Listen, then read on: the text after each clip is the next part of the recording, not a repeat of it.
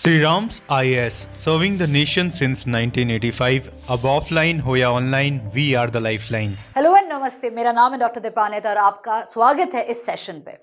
हम आज बात करने वाले हैं PSIR, political science and international relations के सिलेबस के बारे में। क्योंकि जब भी कोई भी ऑप्शनल आप चूज करते हो तो आपको दो चीज का ध्यान रखना है, एक इंटरेस्ट, दूसरा अवेलेबल सोर्सेस। बट एक बार आपने ऑप्शनल चूज कर लिया, जो दूसरा स्टेप होना चाहिए आपका, वो आपका होना चाहिए कि आपने एक प्रॉपर लुक दिया है सिलेबस को। ऐसे कर्सरी ग्लांस नहीं कि भाई ठीक है ये आता है नहीं आता, ठीक है ये ओवरलैप है, ये नहीं करना है आपको एक प्रॉपर तरीके से सिलेबस को अंडरस्टैंड करना है एंड साथ में आपको प्रीवियस ईयर क्वेश्चंस देखना है। पीवाईक्यूज का मैं एक अलग से सेशन ले आऊंगी ताकि आपको पता चले कि कैसे पीवाईक्यूज को स्टडी करना है, ट्रेंड्स देखना है, उसके साथ किस तरीके से सिलेबस को रिलेट करना है। ठीक है, तो सबसे पहले जैसे मैंने कहा कि आप डिसाइड करोगे, कोई भी ऑप्शनल हो, कि भाई कैसे इसका सोर्स मिल सकता है मेरे को, एंड दूसरी चीज है क्या इसमें इंटरेस्ट है मेरे को कि नहीं है, या मैं बस ट्राई कर रहा हूं। ये चीज आपको अभी डिसाइड करना पड़ेगा 2026 के लिए, क्योंकि अगर अभी ये डिसीजन आपने नहीं लिया तो बहुत लेट हो जाएगा एंड आप डिसाइड नहीं कर पाओगे, आप टाइम नहीं कर पाओगे ऑप्शनल का कंप्लीशन, साथ में जीएस का कंप्लीशन। इसीलिए अभी से आपको ये डिसीजन लेनी है and after you take the decision, take a look, a detailed look at the PSIR syllabus. इसी स्टेप में आपको ये पर्टिकुलर सेशन हेल्प करने वाला है कि भाई क्या हम एग्जैक्टली पढ़ने वाले हैं। राइट नाउ मेरा हमेशा मानना है कि भाई अगर आपने सिलेबस को अच्छे से समझा, चाहे वो GS हो चाहे वो PSIR हो, अच्छे से अगर आपने सिलेबस को समझा, तब आपको आसानी पड़ेगा कंटेंट को साथ मिलाने के लिए। क्योंकि PSIR का एक बहुत बड़ा दिक्कत है, PSIR में इतने सारे सोर्सेज हैं, आप कंफ्यूज हो जाओगे कौन सा पढ़ना है कौन सा छोड़ना है। तो इसी वजह से इट इज इंपॉर्टेंट कि पहले आप सिलेबस देखोगे, सिलेबस के साथ साथ PYQs को समझोगे and then you start getting the content ready. ठीक है, तो right first step is always syllabus. Once you get the right sources या कंटेंट रेडी, उसके बाद थर्ड स्टेप आता है कंटेंट को बार बार समझना क्लैरिटी के लिए। राइट बहुत बार हम ये क्या करते हैं कि हम सिर्फ नोट्स इकट्ठा करते हैं, नोट्स लिखते हैं। हम कोई भी ये बुक सेंटर्स जो इतने सारे हैं ORM में जाते हैं, वहां जाके हम ढेर सारा किताबें खरीद लेते हैं, ढेर सारा हम वो टॉपर्स नोट्स और ये वो सारा चीज खरीद के अपने टेबल पे सजा के रख देते हैं। उसमें सिर्फ धूल पड़ता है, हम कभी खोलते नहीं है। अगर खोला भी तो समझ में नहीं आता कि सिर्फ करना क्या है, और यही पे दिक्कत है। क्योंकि सोर्सेज आपको सिंप्लीफाइड रखना चाहिए। इतने सारे किताबें, इतने सारे नोट्स रखोगे तो खुद कंफ्यूज होगे। बल्कि मेरा यह मानना है कि खुद के नोट्स खुद बनाओ, किसी और के नोट्स पे डिपेंड नहीं करना चाहिए। एक बार आपने खुद बनाए सारे सोर्सेज जो भी आपको यूज करने, खुद नोट्स बनाओगे ना, जब आप खुद लिखोगे वो दिमाग में बैठ जाता है। जब आप इसको याद करने की कोशिश करोगे तब आपको फट से आ जाएगा। एंड इसी वजह से खुद के नोट्स बनाना बहुत इंपॉर्टेंट है। अब मैं बात कर रही हूं क्लैरिटी को लेकर। कोई भी वर्ड हो, कोई भी कंसेप्ट हो, PSIR में जो आप सिलेबस देखोगे, फोकस किया गया है पर्टिकुलर वर्ड्स और उनके नुआंसेस पे। जैसे कि अगर आप पेपर 2 में देख रहे हो बैलेंस ऑफ पावर, पेपर 1 में देख रहे हो रोल ऑफ कास्ट। कास्ट है क्या, उसका मीनिंग क्या है, उस कहां से आया है ये शब्द, उसका जब वो उसका इमर्जेंस हुआ था, ओरिजिन है, उस समय पे उसका क्या मीनिंग है और आज के दिन में उसका क्या मीनिंग है, स्कॉलर्स क्या कहते हैं इसके बारे में। ये सारी चीजें अगर आपने ढंग से अपने नोट्स में लिखा और आप खुद इस चीज को समझ चुके हो, क्लैरिटी है आपको, कोई भी ट्विस्टेड क्वेश्चन आ जाए ना, आप एड्रेस कर लोगे। प्रॉब्लम तो यही होता है ना, क्वेश्चन नहीं समझ में आता कि भाई डिस्कस करने का मतलब क्या होता है, क्रिटिकली एनालाइज करने का क्या मतलब होता है। Once you have the concept in hand, you will be able to write it. It's as simple as that. तो इसी वजह से सोर्सेस करेक्ट हो, सेकंड क्लैरिटी हो, और उसके बाद आता है आंसर राइटिंग। अब ये चीज बड़ा इंपॉर्टेंट है मेरे लिए, क्योंकि टाइमिंग इसका अगर सही नहीं बैठा तो ये आपको अगेन प्रॉब्लम क्रिएट करेगा। वो यही चीज है, आपने कभी डॉक्टर के पास अगर छोटा आपने बच्चा देखा है तो डॉक्टर के पास जाके बोलोगे ना कि भाई उसको क्या हम वो वॉकर पे खड़ा कर दें ताकि वो चलना सीखेगा, डॉक्टर क्या कहेगा, अब वॉकर पे रखो या कहीं और रखो, जब उसका समय सही टाइम पे आएगा, जब उसके मसल स्ट्रांग हो जाएंगे ना, वो खुद उठने की कोशिश करेगा, वो खुद चलने की कोशिश करेगा।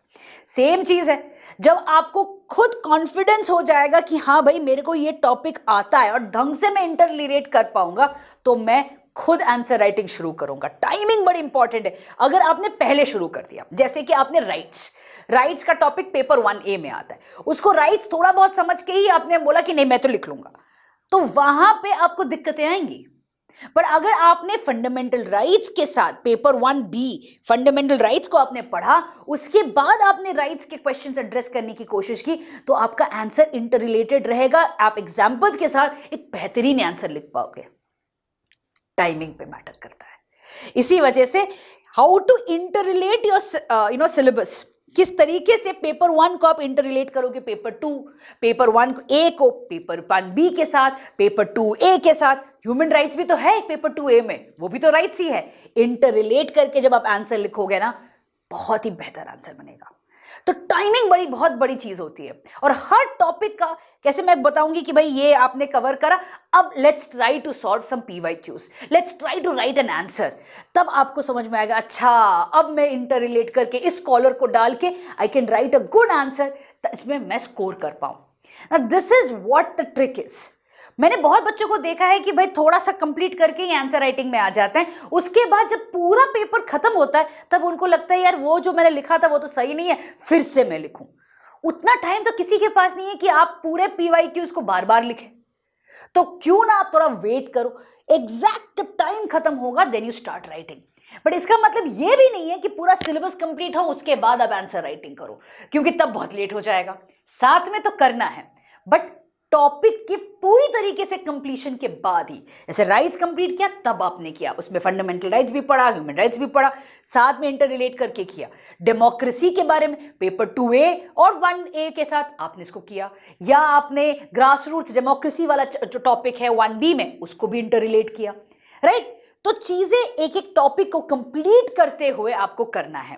अब जो तीसरा प्रॉब्लम आता है आंसर राइटिंग में, वो मैंने देखा है कि भाई people try to do it school basis पे हम करते हैं, चैप्टर 1, चैप्टर 2, चैप्टर 3, इस तरीके से सिलेबस आप नहीं कवर कर पाओगे, और अगर किया भी तो आंसर नहीं लिख पाओगे, क्योंकि पेपर 1A के कुछ टॉपिक्स रिलेट करेंगे पेपर 2A और 1B के साथ।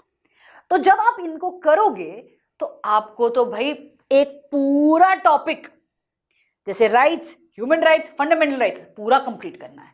उसके बाद democracy, sliding of democracy in the world today जो 2A का टॉपिक है, साथ में ग्रास रूट्स डेमोक्रेसी, सारा कंप्लीट करना पड़ेगा, तभी जाके आप एक अच्छा आंसर लिख पाओगे। तो टॉपिक्स को इंटररिलेट करना सीखना पड़ेगा, सिलेबस को तोड़ मरोड़ के अपने हिसाब से बनाओगे और उसी के बाद आप एक प्रॉपर आंसर्स लिख पाओगे। ठीक है, सिलेबस एक गाइडिंग प्रिंसिपल है भाई, इसको फॉलो करना, यहीं से क्वेश्चंस आएंगे, उसको आपको मैनिपुलेट करना पड़ेगा इस तरीके से ताकि आप अपने क्वेश्चंस का जो डिमांड है उसको आप मीट कर पाओ, राइट। तो आंसर राइटिंग नेक्स्ट स्टेप आता है, और ये सारी चीजें at the end of the day, a good answer is where you score well. कितना आता है उससे कोई फर्क नहीं पड़ता है, कितना अच्छे से आते हुए लिख पाओगे वही मैटर करेगा at the end of the day. तो answer is where is your marks are coming across. वो तो इंटरव्यू पे जाके समझ में आएगा कि आपकी पर्सनालिटी क्या है, आपको एग्जैक्टली कितना आता है जियोपॉलिटिक्स पे, वो बात की बात है। मेंस में तो आप किस तरीके से लिख रहे हो, कैसे आप क्वेश्चन की डिमांड को एड्रेस करते हो, एग्जाम्पल्स लिखते हो, स्कॉलर्स लिखते हो, थ्योरी यूज करोगे, उसी से ये स्कोरिंग वेल वाला आएगा। और ये चीज इन सारे पिलर्स पे डिपेंड करता है। सिलेबस अगर आपने नहीं समझा तो सोर्सेज गड़बड़ हो जाएंगी, सोर्सेज गड़बड़ हो जाएंगी तो भाई क्लैरिटी नहीं आएगा, क्लैरिटी नहीं आएगा तो आंसर राइटिंग में दिक्कत है। और इसका कोई शॉर्टकट नहीं है, मेहनत तो लगेगी और मेहनत से ही फल आएगा, राइट। तो इसी वजह से keep it simple, focus on the right things. मैं हमेशा बोलती हूँ कि भाई इतना केओस, इतना साउंड है ना, इतना ये करो वो करो, ये सारी शोर को हटा के ना जो चीज चाहिए हमें उसी चीज को फोकस करते हुए हमें सिंपल तरीके से राइट चीजों पे फोकस करो और मार्क्स लेके आओ। दैट्स इट, इतना ही है। आते हैं अब सिलेबस को समझने में, ठीक है। तो पूरा जो ऑप्शनल है वो 2 हिस्सों में बटा हुआ है। पेपर 1 सेक्शन ए, जो कि अगर मैं सिंपल तरीके से बताऊं, आपका थिंकर्स आता है, ठीक है। थिंकर्स में आपका you have your Indian thinkers, जहां पे आप पढ़ोगे गांधी को, अर्थशास्त्र पढ़ोगे, आप धर्मशास्त्र पढ़ोगे, आप एम.एन. रॉय है, अंबेडकर जी है, सारी चीजें आप you can talk about it in thinkers में जब हम बात करेंगे इंडियन थिंकर्स। अदरवाइज हम वेस्टर्न थिंकर्स को भी बात करेंगे, प्लेटो, मैकियावेली, मार्क्स, सारी चीजें उसमें लिंक्ड होंगी, right. So you are going to talk about thinkers. ना थिंकर्स के साथ साथ आपका आ जाता है आइडियोलॉजी, राइट। आइडियोलॉजी को पढ़ोगे क्योंकि जो थिंकर्स ने दिया है, जैसे कि आपका आ गया मार्क्सिज्म, या आपका आ गया गांधीज्म आ गया। ये तो जब आप गांधी पढ़ोगे तभी गांधीज्म करोगे, मार्क्स पढ़ोगे तो मार्क्सिज्म करोगे, राइट। जब आप लिबरलिज्म पढ़ोगे, आप मिल को जब पढ़ोगे तब लिबरलिज्म भी पढ़ोगे। तो सारी चीजें एक्चुअली इंटरलिंक्ड ही हैं। और उसके बाद आपका आता है थियोरी। थियोरी में अगर हम बात करें तो ऐसे कई वर्ड्स हैं जिनका आपको थियोरेटिकल एस्पेक्ट जानना है, जैसे कि जस्टिस हो गया। ये वर्ड आपको अपने लाइफ में ना बहुत जगह पे मिलेगा। वी वांट जस्टिस, एग्जैक्टली मतलब क्या है जस्टिस का, ये कहां से आया है, can we really get justice. Equality का मतलब क्या है, क्या हम सही में इक्वालिटी चाहते हैं या इक्विटी चाहते हैं। तो ये सारी चीजें हमें थियोरी में पढ़ना है। इक्वालिटी हो जाए, राइट्स हो जाए, जस्टिस हो जाए, सारी चीजें यहीं पे आएगी पेपर 1 सेक्शन ए में। अब आते हैं पेपर 1 सेक्शन बी में। पेपर 1 सेक्शन बी अगर मैं बहुत क्रिस्पली समझाऊं, एक आता है आपका पूरा नेशनलिज्म वाला मूवमेंट, जहां पे हम बात करते हैं कि भाई पर्सपेक्टिव्स क्या था। मार्क्सिस्ट जो लोग थे, जो हमारे कांग्रेस पार्टी में थे, उनका क्या डिमांड था। जो पीपल हु वर सपोर्टिंग कि हम यूएस का कॉन्स्टिट्यूशन अपनाएं, उनका क्या मान्यता था।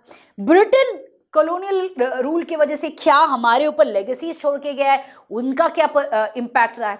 तो ये सारी चीजें हम पढ़ते हैं बेसिकली। जो आपका मॉडर्न इंडियन हिस्ट्री वाला पार्ट है वो थोड़ा सा क्रिस्पली यहाँ पे आएगा। उसके बाद हम अपने कॉन्स्टिट्यूशन को समझेंगे। जैसे मैंने पहले वाले वीडियो में बताया था कि भाई ओवरलैप होता है, राइट, GS2 के साथ, जिसे पॉलिटी कहते हैं, उसी चीज को हम थोड़ा ढंग से पढ़ते हैं। उसमें कई सारे इंटरलिंकेजेस हैं हमारी, कैसे कि पार्टी पॉलिटिक्स का इम्पैक्ट हो जाए, आपका ग्रास रूट्स डेमोक्रेसी का इम्पैक्ट हो, कई सारी चीजों का हम पेपर 1 सेक्शन बी में पढ़ते हैं। And again when you look at this syllabus, हम डिटेल में भी करेंगे, you look at the syllabus you will realise कि भाई जो वर्ड्स है ना वो आपके GS2 के साथ भी ओवरलैप करता है। बट प्रॉब्लम एक चीज है, GS2 का जो डिमांड है वो बहुत फैक्चुअल डिमांड है, और जो PSIR का डिमांड है उसमें आपको थिंकर्स ऐड करने हैं, थियोरी ऐड करना है, ताकि एक एनरिच्ड आंसर बने जहां पे आपका जो सोच है वो डिपिक्ट कर पाओ। अब आते हैं पेपर 2 सेक्शन ए। यहां पे आता है आपका IR थियोरी, ठीक है। साथ में आएगा इंटरनेशनल ऑर्गेनाइजेशंस, साथ में आएगा comparative politics.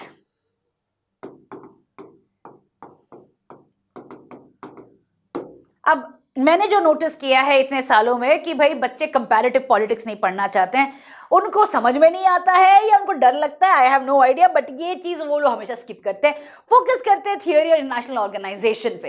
But comparative politics से हमेशा एक क्वेश्चन आया है।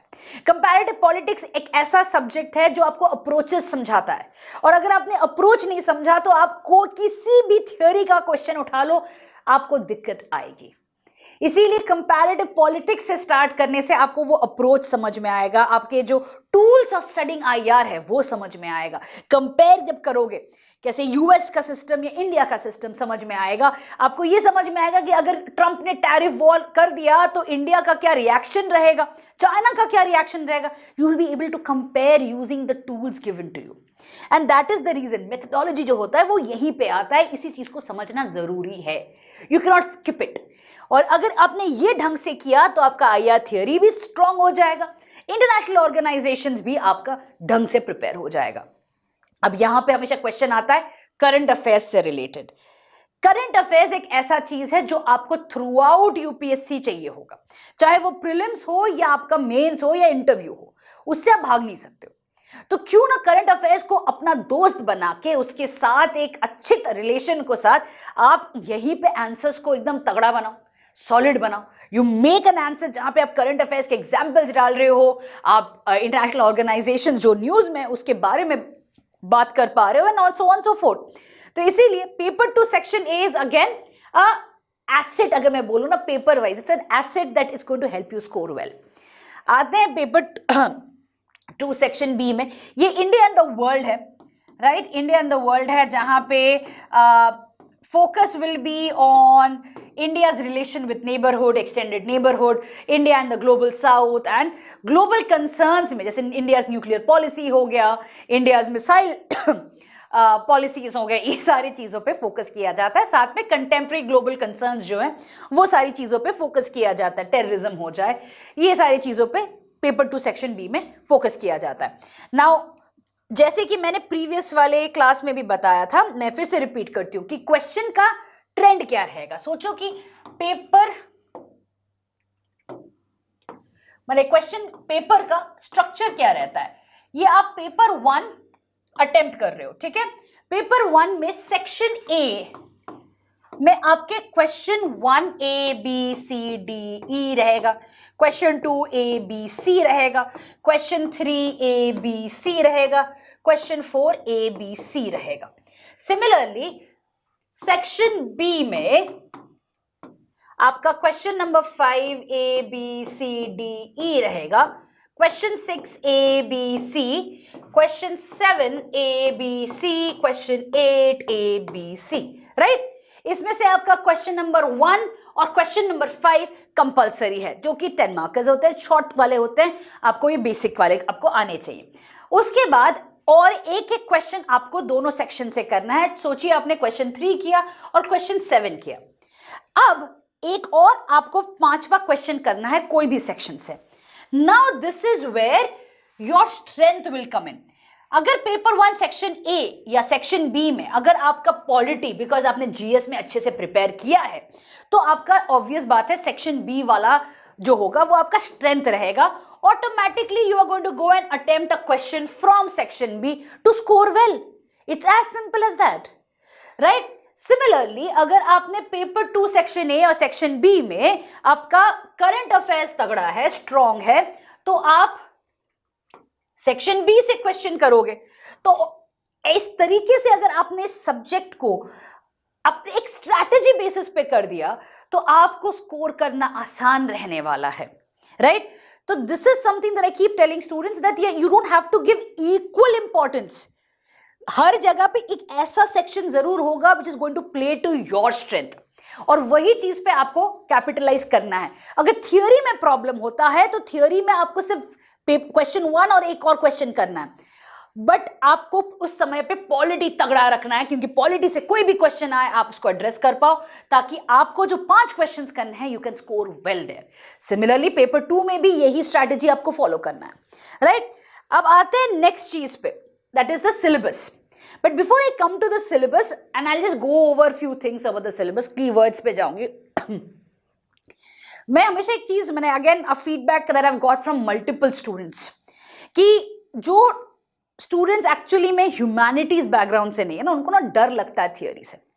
ये डर, it is it's just a random thing that you have. Let me be honest here, because theory is not ratification, theory is not boring, theory is interesting if you understand the story behind it. कोई भी चीज is a result of the circumstance. वही चीज को अगर आप ढंग से करोगे ना, आपको डर हट जाता है। It is a very illogical fear. जैसे कि अगर पहली बार आप कोई स्लाइड से जा रहे हो, आपको लगेगा अरे बाप रे इतना हाइट है, क्या होगा, ये नहीं, but once you do it you will capture, you will get over that fear, आपको मजा आने लगेगा।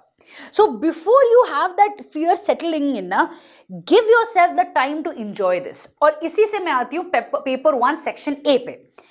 यही जो थियोरेटिकल वाला पोर्शन है, मैंने देखा है जो बच्चे पढ़ते हैं सबसे ज्यादा टाइम इसी सेक्शन में देते हैं, सबसे ज्यादा टाइम, राइट? अब यहाँ पे कोई कहता है कि पहला है सेक्शन है इसलिए टाइम ज्यादा दो, कोई कहता है कि नहीं भाई थियोरी है तो ज्यादा दो। अब प्रॉब्लम यहाँ पे आता है कि भाई आपके चारों सेक्शंस इंपॉर्टेंट हैं, चारों सेक्शंस को अगर आपने इक्वली वेटेज दिया तो आपका खुद का स्ट्रेंथ होगा, वहां पे आप स्कोर कर पाओगे। अगर थियोरी पे इतना टाइम दोगे आप, then you are going to miss out on other sections जहां पे आप स्कोर कर सकते थे। इसीलिए don't don't get preoccupied with sectioning. That's one thing I keep telling. Don't get preoccupied. बहुत लॉजिकली बनाया गया है ये सिलेबस, ऐसा नहीं है कि कोई रैंडम है, बहुत लॉजिकली बनाया गया है। मैं दिखाती हूँ कैसे लॉजिकली बनाया गया है। पहला जो सेशन है वो आपका टॉपिक जो है वो है political theory, meaning and approaches. भाई कोई भी चीज अगर आप स्टार्ट करोगे तो उसका अप्रोच तो जानना पड़ेगा, पॉलिटिकल सोशियोलॉजी से हो या भाई इकोनॉमिक मेथड हो, कोई ना कोई अप्रोच तो आप करोगे। मेथड तो आपका होना चाहिए कि भाई क्या है वो मेथड जिससे आप अप्रोच कर रहे हो। अब ओवर द टाइम ये अप्रोचेस आए हैं, गए हैं, चेंज हुए हैं, तो क्वेश्चन जो आता है वो यही आता है कि भाई decline of political sociology method या relevance of this particular political economy method. ये जो टॉपिक्स होती हैं ये एकदम it's a method to study जो कि चेंज होता रहा है विथ टाइम। उसी चीज को अगेन हिस्टोरिकली आप समझो, अप्रोच को समझो कैसे किया गया है, एंड दैट इज इट। कोई भी चीज समझने से पहले तो आपको अप्रोच तो समझना ही पड़ेगा। So this is where you going to start. उसके बाद आते हैं थियरीज ऑफ स्टेट। अब इस चीज को अलग से नहीं करना है। जब हम मार्क्सिज्म करेंगे तो हम मार्क्सिस्ट थियरी ऑफ स्टेट भी करेंगे, जब हम लिबरलिज्म करेंगे तो हम लिबरल और न्यू लिबरल दोनों करेंगे, राइट। सो अगेन जैसे मैंने कहा कि भाई सिलेबस का 1 2 3 4 मत करना, इंटरलिंकेजेस करना। जैसे कि जब हम आइडियोलॉजीज करेंगे, मार्क्सिज्म करेंगे, automatically we are going to talk about Marxist theory of state also. We are also going to talk about Marxism as per international relations, जो कि आपका पेपर 2 सेक्शन ए में आता है। तो जब आप सारी चीजें करोगे, मार्क्सिज्म को थियोरेटिकल पर्सपेक्टिव लोगे, तो आपका सोचो कितना हद तक सिलेबस कवर हो जाएगा और कितने सारे क्वेश्चंस आप अटेम्प्ट कर पाओगे ना। That is where I keep saying कि this is important to correlate. Similarly liberalism, जब आप लिबरलिज्म पढ़ोगे तो थियोरी ऑफ स्टेट में लिबरल एंड न्यू लिबरल दोनों को आप करोगे। So you have to kind of come together and then do it. अब लिबरलिज्म करोगे बिना जेएस मिल, बिना हॉब्स लॉक के, तो फायदा क्या। तो you have to also come down to political thought. So whenever you're starting this particular thing, it is important कि आप इंटर रिलेशंस पे फोकस करो और उसी से सिलेबस को तोड़ मड़ोड़ करो, राइट। तो स्टार्टिंग में यूजुअली क्या होता है, हम लोग शुरू करते हैं पॉलिटिकल थियरी, इसका मीनिंग, अप्रोचेस पे आते हैं। उसके बाद हम आ जाते हैं वेस्टर्न पॉलिटिकल थॉट पे, जहां पे हम स्टार्ट करते हैं प्लेटो से, प्लेटो के आइडियाज कवर करते हैं। उसके बाद एरिस्टोटल जो प्लेटो के शिष्य थे। उसके बाद Machiavelli, and I think Machiavelli एक ऐसा थिंकर है जिनको पढ़ने में बड़ा मजा आता है, क्योंकि आज के दिन में सारे मेजॉरिटी जो पॉलिटिशियंस है ना, वो उन्हीं की किताब द प्रिंस के बारे में बात करते रहते हैं। उसके बाद हॉब्स, लॉक के बाद रूसो पढ़ना पड़ेगा, even though it's not in the syllabus, Rousseau आप पढ़ोगे। साथ में आप John S Mill, Marx, Gramsci, Hannah Arendt, ये सारे आपको कवर करना है। आज के दिन पे फूको भी आता है, ठीक है।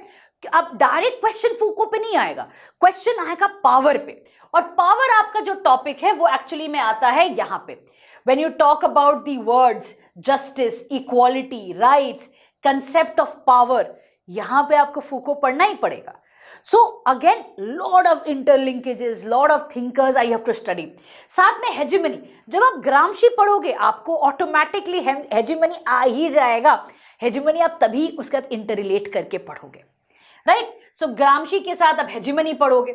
आप you are going to, when you read about rights, you are going to read about again Hobbes Locke से शुरू करोगे। अगेन प्लेटो के राइट्स के बारे, प्लेटोज अंडरस्टैंडिंग ऑफ राइट्स के बारे में पढ़ोगे, right. All of this are all interlinked.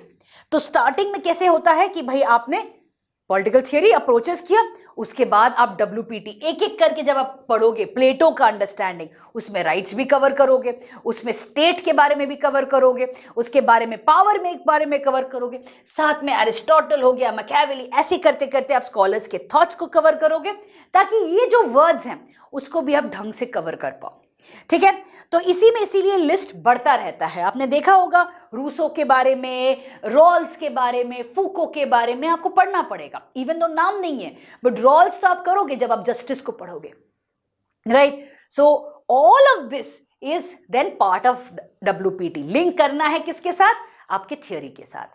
Similarly Indian political thought, आप धर्मशास्त्र पढ़ोगे। धर्म होता क्या है? रिलीजन नहीं है, धर्म इज योर ड्यूटी।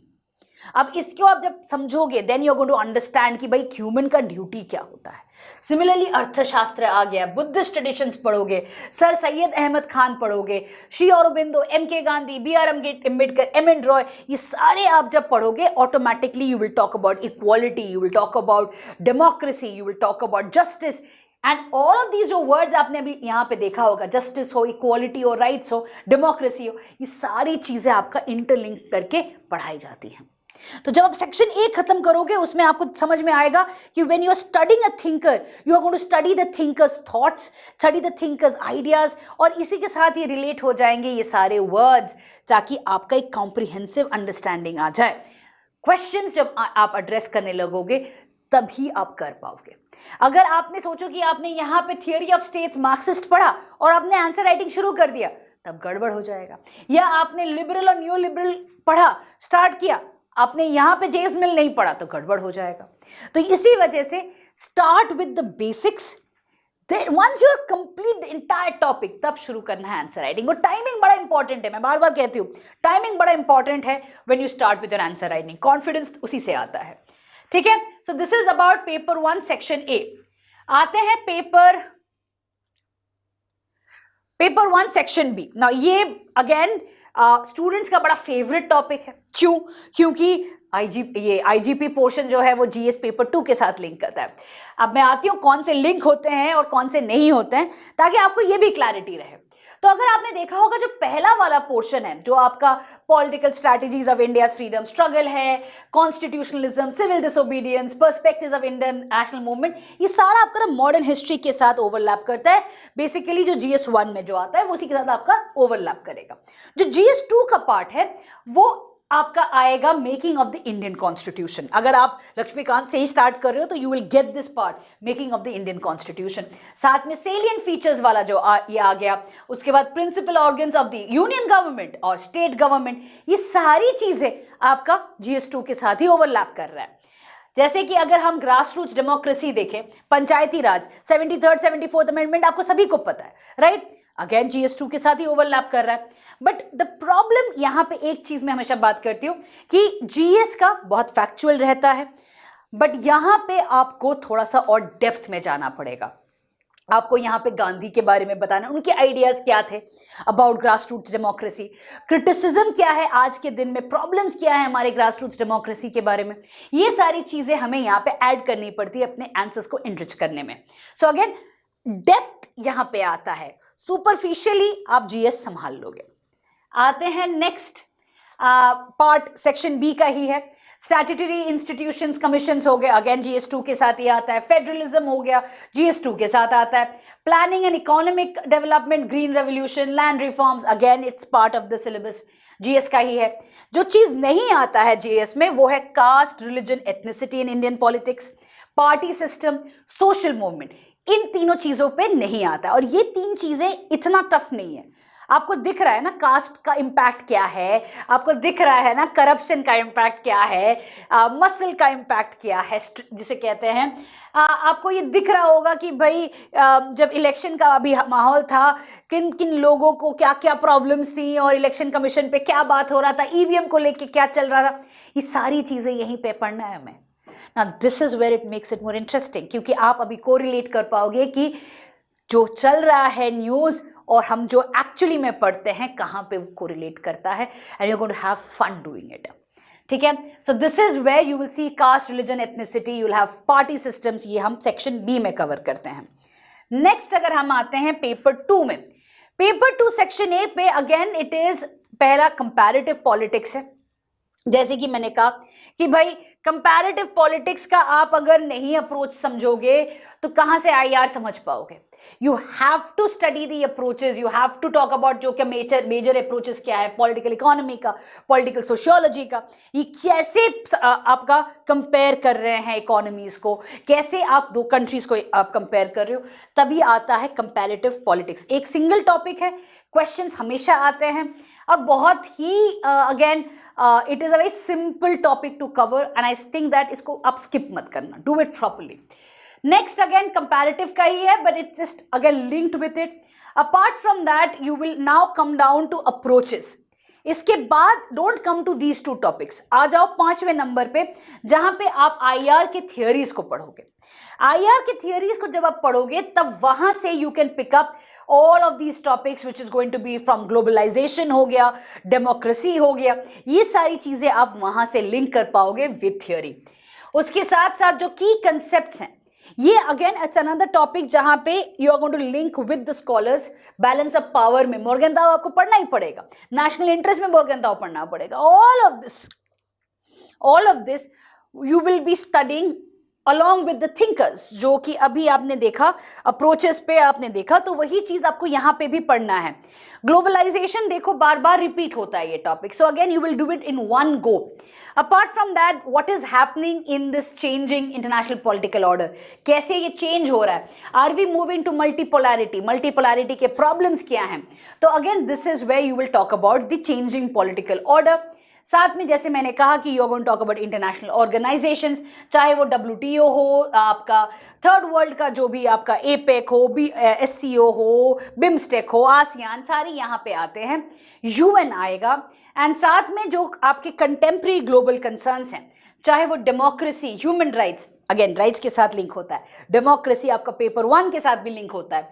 इन्वायरमेंट में भी आपके सोशल मूवमेंट्स जो आपके थे, आपने देखा होगा, नोटिस किया होगा, यहाँ पे सोशल मूवमेंट्स, इन्वायरमेंटलिस्ट मूवमेंट्स जो हैं, उनके साथ आपको लिंक करना पड़ेगा this particular topic as well. Gender justice में तो आपका you will have feminism coming across, चाहे आपका you are talking about Plato's understanding of feminism, या आप कैरोल मॉर्टिमर को पढ़ रहे हो, जो भी आप पढ़ रहे हो फेमिनिस्ट में, you have to come down to gender justice. दोनों पेपर्स में आता है. साथ में टेररिज्म हो गया, न्यूक्लियर प्रोलिफरेशन हो गया, ऐसे टॉपिक्स हैं जो कि इंटरलिंक्ड हैं, राइट. सो इंटरलिंकेजेस के साथ ये आपको कवर करना है. नेक्स्ट जो चीज आता है वो आपका सेक्शन B पे आता है, India and the world. Again this is one thing that I feel is a favourite of students, because they are reading the newspapers daily, right. आप जब न्यूज़पेपर्स को डेली पढ़ते हो तो आप लिंक कर पाते हो, आपको ये पर्टिकुलर टॉपिक बड़ा इंटरेस्टिंग लगता है. तो सिमिलरली इंडियन फॉरेन पॉलिसी के डिटर्मिनेंट्स, यहाँ पे बहुत टाइम लगता है. Even though I know it's a very static portion, but determinants को अगर ढंग से आप समझोगे तो आपका एक 15 मार्कर तो इट्स विथ यू. उसके बाद आ गया NAM, south Asia, India and the global south, India and the global centres of power, India and the UN, साथ में India's nuclear question, recent developments in India's foreign policy. ये सारी चीजें आपके India specific questions पूछी जाती हैं. And जो भी कंट्री बज में, जैसे फ्रांस बज में है, तो there can be a question in India and France, India and Japan, India and Africa. तो ये सारी चीजें जो आपका IR पोर्शन में आता है, राइट, GS2 में, थोड़ा सा वास्ट लेवल पे, डेप्थ में आप इस पर्टिकुलर सेक्शन में पढ़ते हो, right. So there are multiple things जहां पे आप इंटरलिंकेजेस करोगे, मल्टीपल चीजें जो आप सपोर्ट करोगे करंट अफेयर्स के साथ, मल्टीपल थिंग्स जहां पे आप स्कॉलर्स के साथ आप लिखोगे. And that makes a very again an enriched answer with a proper structure and flow. यही सारी चीजें मैं कवर करने वाली हूं अपने कोर्स में, जहां पे मैं syllabus completion of course interlinkages का तो करूंगी ही, बट मैं फोकस करने वाली हूं कि किस तरीके से आप एक प्रॉपर आंसर लिख पाओ ढंग से स्कॉलर्स, करंट अफेयर्स के साथ, ताकि you can score well, right? This is the agenda for my course and all the details are given in the link below. तो आप जा सकते हो. अगर आपको कोई doubts है तो please feel free to write in the comments. I do read the comments and I'll address them as well. With this, let me end today's session. Thank you so much for joining me. Till the next one, bye.